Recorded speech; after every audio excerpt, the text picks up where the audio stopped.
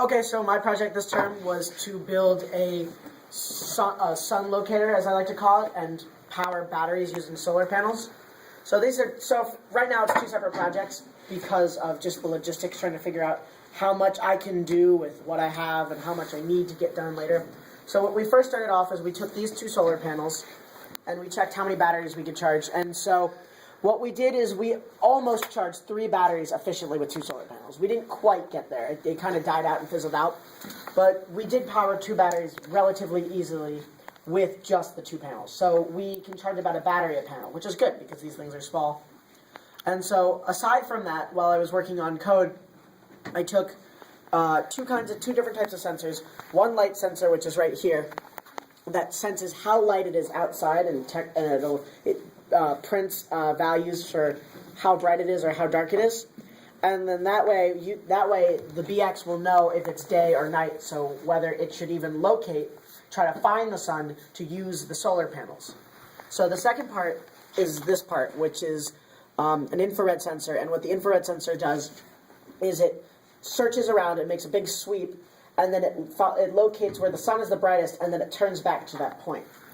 So what's going to happen next is I'm going to build, I think Michaela and I are going to work on this together. We're going to build some kind of plate, and we're going to mount about six solar panels and a battery pack, and we're going to have the BX move the plate to the sun, power and follow the sun all day long, and then turn off until keep going until the batteries are charged, or until it's nighttime and there's not enough sun, so it turns off.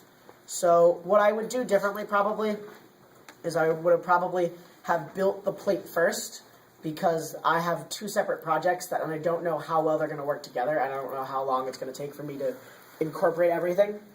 Something else I would have probably done differently is I would have tried to have made this a little cleaner looking, because it's very hectic and it's very hard to keep track of, and sometimes, if you plug things in the wrong place, it doesn't work, and then you freak out because you think something's broken, and it turns out that you just plugged it into 11 instead of 10. So some future things I want to do with this is I would love to see if I could plug it in, if I could put it on a car, and see if I could charge a car battery like that.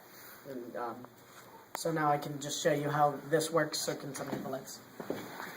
So this is going to scan around the room and should point towards, where should it point? It should point to about there, right above Sam's head. Okay, so it should point to the window. So I'll hold it for you. And it repeats itself every 5 seconds in this trial, but normally what it'll do is it'll go every 30 minutes. And relocate the sun every 30 minutes? Let's see where it ends up pointing. So it says that it reads the most on there, so if Chris is to turn the robot, move it around a little bit, it'll still read that. It's like moving a lot. Yeah, for some reason it doesn't say stiff, so I have to fix that. That's weird. Yeah, see, but it is reading towards that direction, which is where the light is coming from. So it does work, it just needs to learn how to stay still. Well, I think instead of using a nut on the back, I would tap a hole so that you can just screw it in and tighten it up. All right. So that's everything.